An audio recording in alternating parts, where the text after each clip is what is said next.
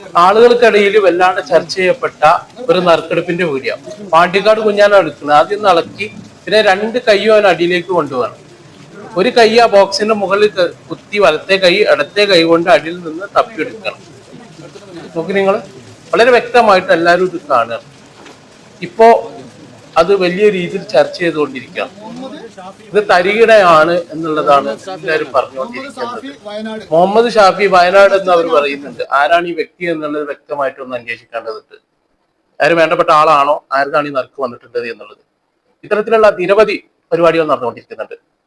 ഖാദർ കരിപ്പൊടി എന്ന് പറയുന്ന ഒരാള് മറ്റൊരു ചങ്ങായിയുമായിട്ട് വന്നുകൊണ്ട് അടുത്ത ദിവസം വീഡിയോ കാണാനിടയായി.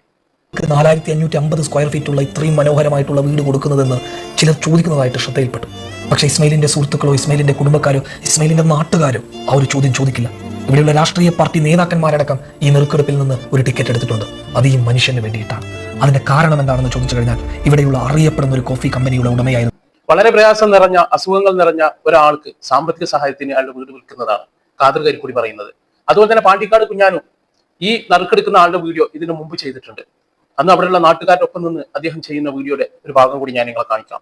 കടം കൊണ്ട് ബുദ്ധിമുട്ടി കഴിഞ്ഞാൽ എന്തിനാണ് നമുക്ക് വീടിന്റെ ആവശ്യമില്ല. കാരണം അത്രയും കടത്തിലാണ്, നാട്ടുകാരെ മുഖത്തേക്ക് നോക്കണം. അപ്പൊ ഞാൻ പറഞ്ഞറിയോ, ഈ വീട് അതേപോലെ ഒരു വണ്ടി, ജിംനി വണ്ടി, ബൈക്ക്, ഒരു ബുള്ളറ്റ് ഉണ്ട്, അതേപോലെ ഒരു ആക്റ്റീവ് ഉണ്ട്, പിന്നെ കുറച്ച് സാധനങ്ങൾ, ഇതൊക്കെ വെറും 1000 ഉറുപ്പികക്കാണ് നിങ്ങൾക്ക് തരാൻ പോകുന്നത്. ആർക്കാണോ പുണ്യമാക്കപ്പെട്ട ഈ റമളാൻ മാസത്തിൽ നമ്മളൊന്ന് മനസ്സ് വെച്ചാൽ 1000 വീട് വെക്കാനുള്ള കാരണം ഇതൊരു മൂപ്പര് ദുബായിൽ ഒരു 5-6 മാസം മുമ്പ് ബിസിനസ്സിന് പോയി. അപ്പോൾ മൂപ്പറാളിന് കുറച്ചാൾ കൂടി പറ്റിച്ച്, വലിയൊരു അമ്മ പറ്റിച്ചത്. അപ്പം മൂപ്പർ ഈ വീട് വെക്കേണ്ട കാരണം ഒരാളുടെ സ്ഥിതി എന്ന് പറഞ്ഞു കഴിഞ്ഞാൽ ഇത്രയും വലിയൊരു വിഷമത്തിലുള്ള സമയത്ത് എങ്ങനെ വീട് വെക്കാനുള്ള ഒരു മനസ്സ് വരുള്ളൂ. അപ്പോൾ നമ്മുടെ ഇസ്ലാമിൽ തന്നെ പറയുന്നത് ഒരു മനുഷ്യൻ, ഭാര്യ, ഒരു വണ്ടി, ഒരു വീട്, അതാണ് ഏറ്റവും ആവശ്യമുള്ളത്.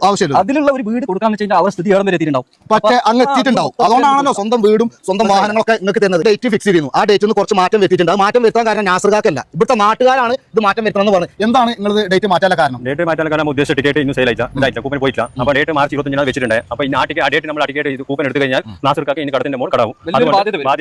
1000 റുപ്യന്റെ കൂപ്പണാണ് ഇത്. കുറെ ആയി തുടങ്ങിയിട്ട് പരിപാടി. നോമ്പിന്റെ സമയത്ത് നറുക്കെടുക്കുന്നൊക്കെ പറഞ്ഞിട്ടാണ് വീഡിയോ ചെയ്യുന്നത്. പിന്നെ നീട്ടി വെച്ചിട്ടുണ്ടെന്ന് തോന്നുന്നുണ്ട്. അങ്ങനെ എന്തായാലും ഇപ്പോൾ അടുത്തെന്തോ നറുക്കെടുപ്പ് നടന്നു.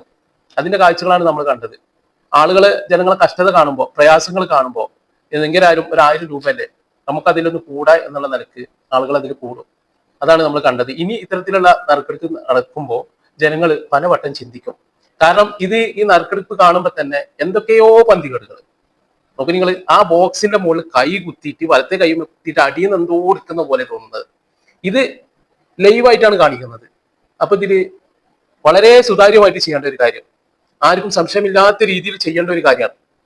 എന്താണ് ഇപ്പൊ അവൻ ആ അടിയിൽ തന്നെ അത് തപ്പി അങ്ങനെ എടുക്കണം എന്തായാലും നിർബന്ധം? മോളിൽ എവിടുന്നേലും ടിക്കറ്റ് എടുത്തൂടെ? അല്ലെങ്കിൽ മറ്റാരെയും വിളിച്ചുകൊണ്ട് ഒരു ടിക്കറ്റ് എടുക്കാൻ പറയാം. അപ്പൊ അതൊക്കെ ഒരു രസകരമായിട്ടുള്ള കാര്യമാണ്. പുറത്തുനിന്നുള്ള ഒരു പൊതുവായിട്ടുള്ള ഒരാള് ഇത് പാണ്ടിക്കാട് കുഞ്ഞാനെ തന്നെ ഇതിന് വിനിയോഗിക്കുന്നു. അവൻ തന്നെ നറുക്കെടുക്കുന്നു. അവൻ തന്നെ മുമ്പുള്ളതിന്റെ വീഡിയോകൾ ചെയ്യുന്നു. ഇതൊക്കെ വലിയ രീതിയിൽ ചോദ്യം ചെയ്യപ്പെടുകയാണ്. ഇവിടെ കഷ്ടത അനുഭവിക്കുന്നു, പ്രയാസങ്ങൾ അനുഭവിക്കുന്നു, അയാൾ അത്രയും പ്രയാസത്തിലാണ് എന്ന് പറഞ്ഞുകൊണ്ടാണ് ജനങ്ങൾ ഇതിലേക്ക് കൊണ്ടുവരുന്നത്. ഇത്തരത്തിൽ കൊണ്ടുവരാൻ നിരവധി ബ്ലോഗർമാർ രംഗത്തുണ്ട്. നിരവധി നമ്മൾ കണ്ടു. ഇപ്പൊ ഖാദർ കരിപ്പൊടി ചെയ്യുന്ന വീഡിയോ നമ്മൾ കണ്ടു. അപ്പോ ഇവർ പിന്നീട് ചെയ്യുന്ന ഒരു കാര്യമുണ്ട്. ഇതിന്റെ ഈ ഡേറ്റ് ആയി കഴിഞ്ഞാൽ ഇവർ അപ്പം നറുക്കെടുക്കൂല, വീണ്ടും ഒരു വീഡിയോ ചെയ്യും, എന്നിങ്ങനെ നീട്ടിക്കൊണ്ടുപോകും. അപ്പോ എന്തായാലും പിന്നെ ഇവർ പറയുന്നത് ഇവിടെ ദീനിന്റെ ഇസ്ലാമിന്റെ ഒക്കെ കാര്യങ്ങളാണ്. അത് ഇതിലേക്ക് കടത്തിന്നെ വേണ്ടെന്നുള്ളതാണ് അത്രക്കാരോട് എനിക്ക് പറയേണ്ടത്. കാരണം ഇതൊക്കെ ഇസ്ലാമികപരമായിട്ട് തെറ്റുള്ള കാര്യങ്ങളാണ്. അപ്പൊ നമ്മൾ എന്തിനാണ് ഈ ദീനിന്റെ കാര്യങ്ങൾ ഇതിലേക്ക് വലിച്ചേർക്കുന്നത്? അത്തരത്തിലുള്ള കാര്യത്തിൽ പറയാനേ നിങ്ങൾക്ക് പാടില്ല. നിങ്ങൾക്ക് വേണമെങ്കിൽ നറുക്കെടുപ്പ് നടത്തിയേ എന്ത് വേണമെങ്കിലും ചെയ്തോളി. പക്ഷെ അത് ജനങ്ങളെ പറ്റിക്കുന്ന രീതിയിലാവരുത്. പിന്നെ ഈ പാണ്ടിക്കാട് കുഞ്ഞാനാവുമ്പോൾ പല ആൾക്കാരും സംശയിക്കാനും കാരണങ്ങളുണ്ട്. കാരണം അവൻ പല രീതിയിൽ കാശുണ്ടാക്കുന്ന ആളുകളാണ്. ഇപ്പോ മറ്റൊരു എന്താണ് ആമിന സേവയോ എന്തൊക്കെ വിറ്റുകൊണ്ട് കായുണ്ടാക്കുന്ന ആളാണ്. അപ്പൊ അതുകൊണ്ട് പൈസ കിട്ടാൻ എന്ത് ഉടായ്പും ചെയ്യും, എന്ത് പരിപാടിയും ചെയ്യും എന്നുള്ള നിലക്ക് പൊതുവെ ജനങ്ങളുടെ ഇടയിൽ സംസാരമുള്ള വ്യക്തിയാണ്. അവൻ തന്നെ ഈ രീതിയിൽ ചെയ്യുമ്പോൾ ഇത് കൂടുതൽ ചർച്ച ചെയ്യപ്പെടുക. അപ്പൊ എനിക്ക് ചോദിക്കാനുള്ളത്, എന്താണ് ഇതിന്റെ സത്യാവസ്ഥ? ഇതിന്റെ ഓർഡർ അയക്കുന്ന ആള് ഒന്നും കൂടെ ഇത് നറുക്കെടുത്തുകൊണ്ടാണ് വിജയികളെ പ്രഖ്യാപിക്കേണ്ടത്. ഇത് സുതാര്യല്ല, ഇത് ശരിക്കുള്ള നറുക്കെടുപ്പല്ല.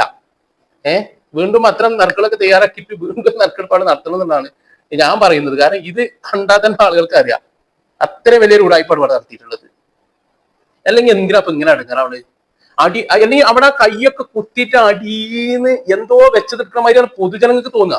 അല്ലെങ്കിൽ അങ്ങനെ ചെയ്തിട്ടില്ലെങ്കിൽ എന്തിനാ അങ്ങനെ സംശയത്തിനട വരുത്തി? ശരിക്കും നറുക്കെടുപ്പിൽ അങ്ങനെ സംശയം ഉണ്ടാവാൻ പാടില്ല. തീർത്തും നമ്മൾ വളരെ എളുപ്പത്തിൽ അത് എടുത്തുകൊണ്ട് ആർക്കും ഒന്നും തോന്നരുതില്ല. ഈ വൈറ്റല്ലേ ഇത് ചെയ്യുന്നത്? ഇതെന്തോ ഒരു കള്ളക്കളി അവിടെ ഉണ്ട്, അത് വ്യക്തമാണ്. ഇനിയിപ്പോ എന്ത് തന്നെ നമ്മൾ അവിടെ വോട്ടെടുക്കാൻ ശ്രമിച്ചിട്ടും കാര്യമില്ല. ഇപ്പോ ഇതൊക്കെ ക്ഷീണമായിരിക്കാരോ ഇത്തരത്തിൽ വല്ല പാവങ്ങളായിട്ടുള്ള ആൾക്കാർ പിന്നെ ഇനി ഇങ്ങനെ പരിപാടിയൊക്കെ നടത്തിയിട്ട് ഒക്കെ ചെയ്യണം എന്നുള്ളതാവുമ്പോ അത്രയും ആൾക്കാർ വീണ്ടും എന്താവും, ജനങ്ങൾ സംശയിക്കും ഇതും തട്ടിപ്പാണോ തരികിടാണോ. എനിക്കെന്നെ തോന്നിപ്പോവാണ് ഇത് മൊത്തം തട്ടിപ്പും തരികിട ഉടായ്പൊക്കെ ആണോ എന്നുള്ളത്.